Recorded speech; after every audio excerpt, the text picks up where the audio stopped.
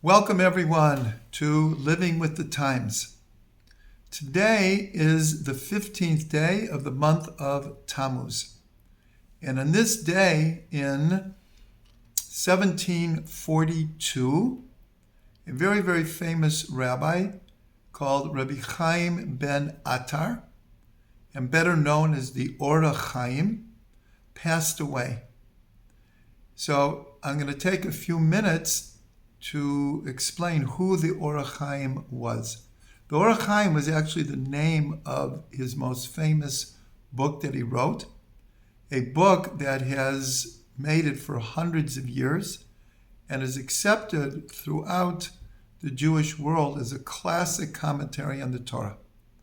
So Rabbi Chaim ben Attar was born in 1696 in Morocco. And as a young child, he was already recognized as an upcoming scholar, a holy person. And at a very young age, he became a rabbi and a leader of his community. And after a while, he became really the leader of all of Moroccan Jewry. And he only had daughters. He did not give birth to any sons. And every Shabbos, he would learn the Torah portion with his daughters. And amazingly enough, these teachings became incorporated and became the soul of this commentary called the HaChayim. HaChayim means the light of life. And after many years of leadership in Morocco, he decided he wanted to come to Israel. Now, in those days, it was not simple to move to Israel, and it actually took him quite a while. Everywhere he went, the communities wanted him to stay there, and he slowly made his way. He got to Italy, and for a while, he set up a yeshiva in Livorno and had many, many students. But he decided to continue to Israel. And so in 1742, he came to Israel in the month of Elul. And he first came to Akko. Akko's on the Mediterranean.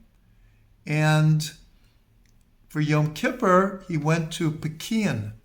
Pekian is traditionally thought of the place where Rabbi Shimon Bar Yochai and his son hid in a cave to escape a death sentence from the Romans. And from there, he came up with the teachings that later became revealed as the Zohar, one of the most fundamental books of all of Kabbalah.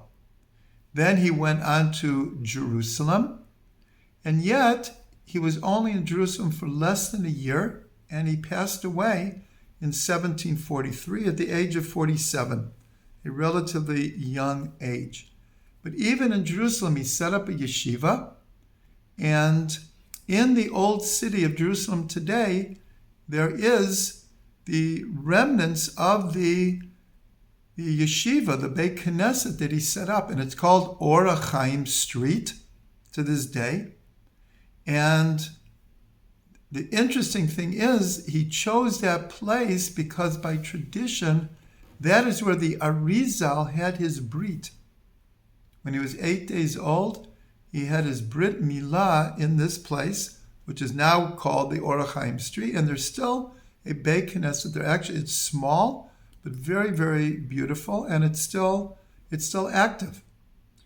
He's buried on the Mount of Olives, where thousands of holy Jews over many thousands of years have been buried. But one of the most interesting things about the HaChayim is he was very, very famous in his lifetime. And the Baal Shem Tov, who's living in Europe, heard about the HaChayim and had many, many like visionary dreams that if he could meet the HaChayim in Israel, they could bring the Mashiach. And we're told that This is one of his reasons for wanting to come to Israel. And it's told that when the Or HaChayim passed away, it was on Shabbat, and the Baal Shem Tov was in Europe, and it was at third meal time. And he turned to his students and said, "The light of the West has just gone out." In other words, prophetically, with divine inspiration, he felt that the Or HaChayim had just passed away.